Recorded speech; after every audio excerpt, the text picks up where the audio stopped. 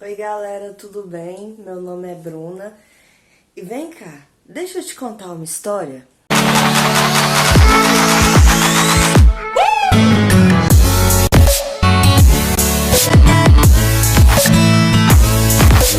Então galera, hoje a gente vai discutir aqui no canal uma aula muito importante para você vestibulando, para você vestibulanda, e agora nós vamos dar as boas-vindas para você aqui no canal As Histórias de Bruna.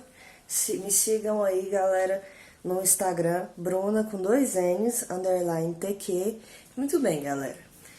Hoje a gente vai falar sobre os maias, astecas e incas. Então, como é uma matéria que é muito estudada hoje em dia, mas tem poucos relatos históricos disso, a gente tem que fazer algumas observações relevantes. Então, eu pus aqui uma legenda breve dessa tabelinha que eu fiz aqui, que eu vou explicar para vocês.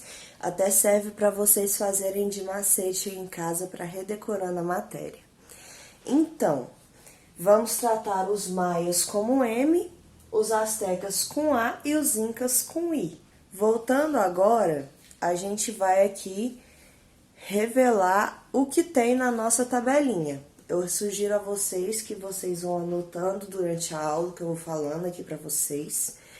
E não se preguem muito a imagem desse quadro, gente, porque minha letra é horrível, me desculpem. Mas vai dar tudo certo no final. Vamos lá então, galera? Aqui nós vamos começar com as semelhanças e de caráter religioso aqui nessa matéria de maias, astecas e incas. Eles eram, por si só, todos politeístas. O que quer dizer politeísmo, Bruna? Dentro da teoria das religiões, a teologia, nós definimos essas divisões entre crenças de alguns deuses. Por exemplo, quem é monoteísta acredita em um Deus só. É a parte que eu vou exemplificar com os cristãos. Eles acreditam que há um único Deus e somente um, por isso eles são chamados de monoteístas. Agora, quando a gente fala de politeístas, o sufixo poli, ele é usado por si só como vários. É a tradução que a gente tem do latim, o termo poli, que se advém do termo vários. Então, nós vamos falar que poli são vários, teísta, deuses. Politeístas, eles acreditam em vários deuses. Os maias, por sua vez, eles são politeístas com os ideais de que os deuses advêm da natureza, como, por exemplo, o deus Lua, o deus Água, o deus Sol, e a partir disso nós vamos ver que isso faz uma linha de raciocínio muito elaborada quando a gente fala que eles viviam da agricultura, que eles viviam do artesanato e que usavam por si só essas coisas da agricultura como moedas de troca. Já fica esperto porque você vai colocar aqui embaixo nos modos de produção que eles faziam. Mas, por sua vez, os astecas, eles eram um império que fazia parte dessa frente de guerra.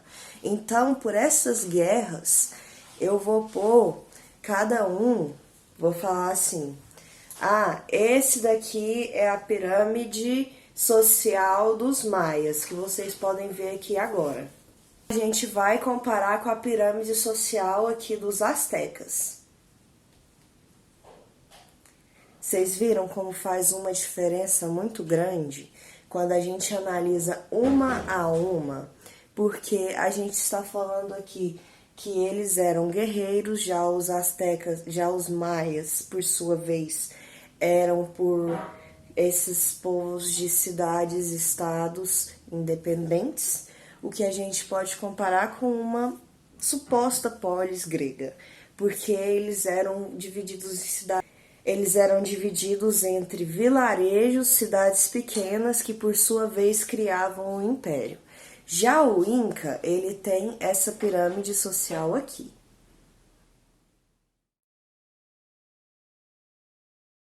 E por sua vez, esse império, acreditem ou não, foi o maior império que teve dentre essas civilizações ameríndias. Ah, mas Bruna, por que nós vamos chamar essas civilizações de ameríndias? Eu digo para vocês agora que nós vamos chamar as civilizações de ameríndias porque são o povo nativo aqui das Américas e por isso nós vamos chamá-los de ameríndios, porque eles são esses impérios primitivos que a gente pode observar esse fato por meio dessas questões. Agora, quando a gente fala aqui dos incas, que eles são politeístas, eles também acreditam muito em deuses na natureza, justamente por fazerem dessas cidades incas esses centros de troca. É como se eles tivessem um pequeno comércio. Vamos ver aqui de novo. Eles estão localizados nessa região de América Central e América do Sul, tanto que os incas são o atual Peru, chamado de Cusco na época. Os astecas não se tem uma relação muito próxima, além de saber que que situaram moradia no México. E os maias a gente tem um direcionamento porque também foi no México, só que os maias se trataram da península de Yucatán.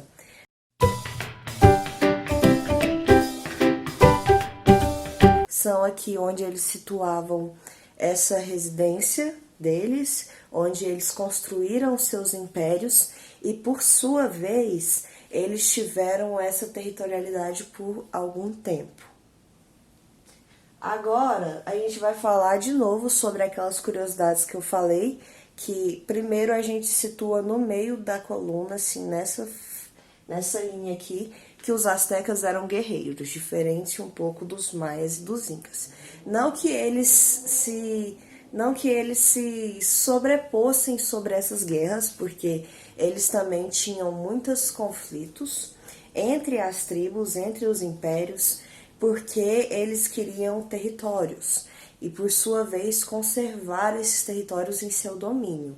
Então, por vezes, eles tinham escravos de guerra, escravos de dívida, mas não a escravidão que a gente relaciona com o Brasil no período que foi entre o início da escravidão e a abolição da escravatura. Muito bem. Os maias não se sabe muito, porque eles foram a civilização que pense você. Todos têm relatos que foram colonizados, assim, forçados por guerra. Há um cara espanhol chamado Fernando Cortés.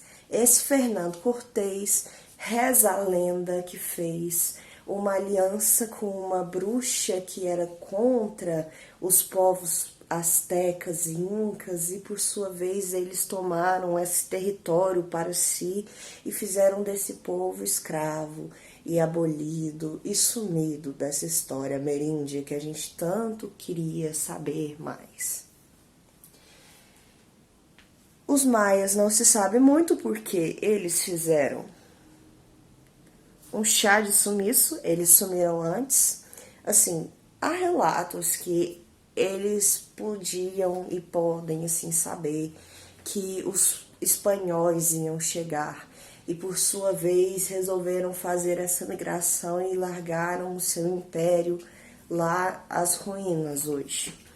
A gente não sabe, não tem como definir, a gente só sabe que eles realmente sumiram.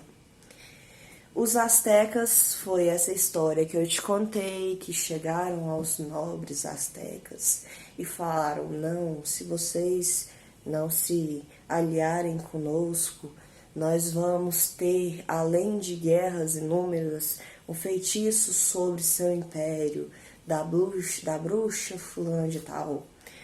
E os incas também seguem divididos em relatos de que, como a gente estava falando, esses guerreiros estavam fritos. Mas, como podemos perceber, eles deixaram ruínas impressionantes para nós. Em Cusco, hoje em dia, a gente pode ver, na região do Peru, várias arquiteturas de pedra, porque os incas eram conhecidos como arquitetos de pedras. porque por sua vez eles tinham essa fama de construções de vários templos religiosos que eram feitos inteiramente de pedras. Algumas relações com os egípcios, a gente pode observar que já tem historiadores realmente cantando essa pedrinha e falando que acharam que, sei lá, eles tinham culturas muito diferentes, eles tinham líderes. Bom, galera, tivemos uma mudança prévia de cenário para melhorar e terminar o nosso vídeo. Vamos seguir em frente. Essa questão das arquiteturas de pedra ficou bem compreendida, tudo certo? Essa relação com os egípcios que pira a nossa cabeça, ficou tudo certo? Agora a gente vai aqui para o quase final, que é o que eu falei para vocês, a economia dos maias. Era, por sua vez, a agricultura e o artesanato, e não que os outros não tivessem esses tipos de economia, só que eles serviam como moedas de troca. E essas moedas de troca eram muito valiosas, pois esses impérios eram bem distantes. Então, por sua vez, quando eles conseguiam trocar algumas, digamos, famosas especiarias, que na verdade eram produtos naturais como milho, cacau, eles conseguiam por si só fazer esse comércio primitivo, mas que era por si um comércio. Aqui nos astecas, eles além de terem essa questão da guerra, questão da economia, que eles faziam escravos por dívida, escravos por guerras, eles tinham essas vilarejos, essas cidades astecas, que trocavam as coisas como milho, cacau, no comércio por si só.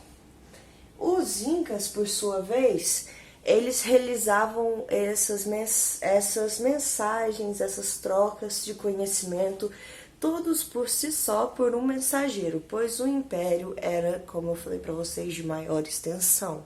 Então, eles necessitavam que os mensageiros fizessem essas corridas entre essas regiões dos impérios e, por sua vez, eles fizeram por muito tempo até a extinção do Império Inca. Aqui, como eu falei, a organização das cidades-estado nos maias, que eram independentes. Aqui nos astecas existia uma confederação de cidades e aqui nos incas resistia o maior império que vocês já falaram da história ameríndia. Agora, como, Bruna, como essas civilizações puderam sumir dessa forma e deixar-nos com muitas e muitas dúvidas? Te respondo agora, voltando ao que a gente já falou nessa aula. Maias, chá de sumiço. Astecas, dizem que é pela guerra e vários confrontos que eles tiveram com Fernão Cortés e suas tropas da Espanha. E os incas, a metade. Achamos que eles sumiram, achamos que foram espanhóis. E vocês, o que acham? Agora, galera, para o último tópico, eu quero desenvolver as diferenças do calendário maia para o calendário gregoriano. É o que é mais usado pela Igreja Católica e o mais difamado, como vocês já podem imaginar, é o maia, por causa dessa crença naturalista, espiritualista e politeísta de vários deuses. A Igreja Católica, por si só, ela não é muito fã dessa questão politeísta, justamente por ser monoteístas. Muito bem. O calendário maia ele era elaborado por deuses. Eles não tinham essa noção como eles tinham no calendário gregoriano. Eles se baseavam pelas estrelas e pelos deuses e por tudo que era advindo da natureza. Já o calendário gregoriano, ele por sua vez é diferenciado, feito pela Igreja Católica, e o que a gente sabe de diferente desse calendário maia para o calendário gregoriano é que eles têm mais ou menos um ano de diferença. Então, galera, hoje a gente fica por aqui. Muito obrigada por acompanhar esse vídeo. um pouco turbulento por causa do quadro, um pouco turbulento por causa dos gatos, um pouco turbulento por causa de algumas questões, mas obrigada por chegarem até aqui e eu aguardo vocês na próxima semana no As Histórias de Bruna. Falou, galera, um beijo. Tchau, tchau.